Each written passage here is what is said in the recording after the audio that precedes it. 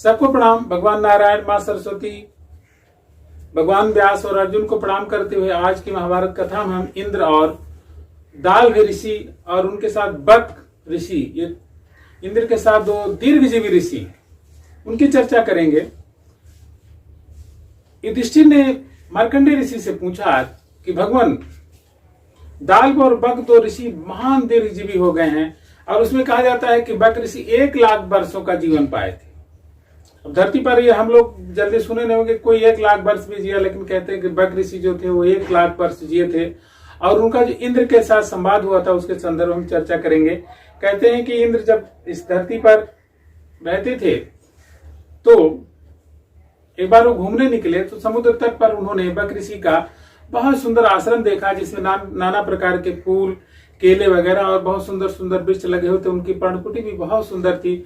वहां पर इंद्र ने पूछा कि भगवान, आप तो 1,00,000 वर्ष के हो गए हैं, तो आप बताइए कि जो मनुष्य ज्यादा समय तक जिंदा रहते हैं उनको क्या क्या दुख उठाने पड़ते हैं। तो ऋषि ने कहा कि भगवान, आपने जो पूछा है उसके लिए मैं आपका अनुग्रही हूं, आपसे अनुग्रहित हूं। आप जो ज्ञानी होकर के भी मुझसे ऐसा प्रश्न पूछते हैं, लेकिन जो मेरी अनुभूति है उसको मैं बता रहा हूं। जब कोई मनुष्य दीर्घजीवी होता है तो उसके पुत्र पौत्र सब उसके सामने ही चले जाते हैं, पत्नी भी उसके सामने चली जाती है, तो क्या होता है, उन सबका वियोग का कष्ट उसे हमेशा बार बार सहना पड़ता है और अपनी जीविका निर्वाह के लिए दूसरों का अधीन रहना पड़ता है। बहुत सारे दुष्ट लोगों का भी समागम होता है, दुष्ट लोग मिलते हैं और नाना प्रकार से सताने वाले भी लोग मिलते हैं, तो इन सबका भी उसे दंश झेलना पड़ता है, जीवन में सब सहन करने पड़ते हैं।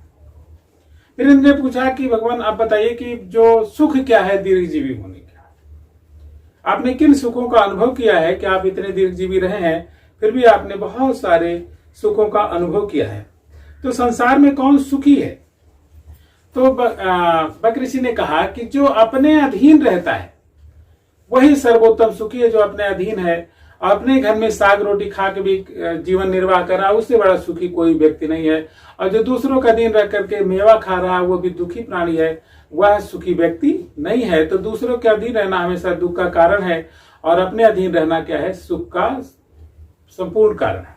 अब अच्छे कर्म क्या है, उन्होंने कहा कि भाई अतिथियों को खा करके खुद ही भोजन करना, इससे बड़ा अतिथि का कारण कोई नहीं। अपने परिवार को सुरक्षा देना, अपने अधीनस्थों को सेवा करना, ये भी बहुत बड़े सुख का कारण होता है। अगर हम दूसरे जीवों के लिए भी हम भोजन दे रहे हैं, उन्हें भी मदद कर रहे हैं, उससे बड़ा सुख का कोई कारण नहीं है। अपने कर्मों को करना भी बहुत बड़े सुख का कारण है। तो हम अपने जीवन में अपने कर्तव्य कर्म को करें और अतिथियों की सेवा करें, साधु संतों की सेवा करें, इससे बड़ा सुख का कोई कारण नहीं है। तो हम सबको अपने जीवन में अपने आचरण और चरित्र को अच्छा रखते हुए अच्छे कर्म करना चाहिए, दूसरों की भलाई करनी चाहिए। इसी में ही संपूर्ण मानवता का संसार निहित है। और कहते हैं, 18 पुराणे से व्यासस्य वचनम द्वय परोपकाराय पुण्यनाम पापाय परपीडनम। 18 पुराणों में भगवान व्यास के 2 ही वचन है कि परोपकार ही पुण्य है और दूसरों को कष्ट देना ही पाप है। तो हम सब दूसरों को कष्ट दें और अपने जीवन का सम्यक निर्वाह करें, यही हमारे चरित्र और आचरण का मूल है। तो इसी के साथ आज हम अपनी वाणी को विराम देते हैं। सबको ओम।